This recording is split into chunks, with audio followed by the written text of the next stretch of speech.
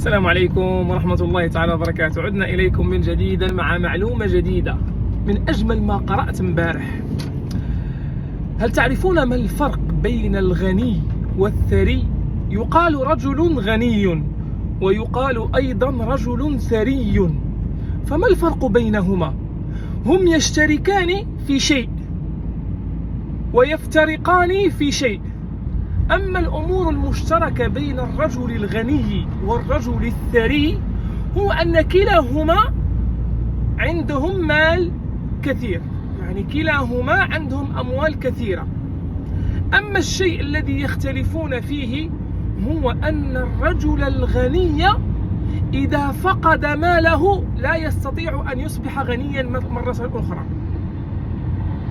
أعيد، الرجل الغني هو غني إما عن إرث أو جاءه مال من غير تعب فصار غنيا، والدليل على هذا أنه إذا فقد هذا المال لا يستطيع أن يرجع غني مرة أخرى.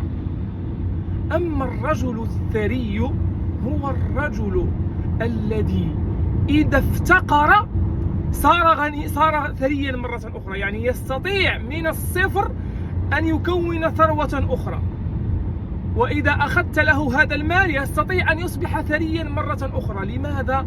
لأنه صار ثريا بعمله، فهذا العمل الذي جعله ثريا المرة الأولى يستطيع أن يجعله ثريا مرة أخرى وثالثا ورابعا وخامسا، لأنه يشتغل بعقله بعد توفيق رب العالمين.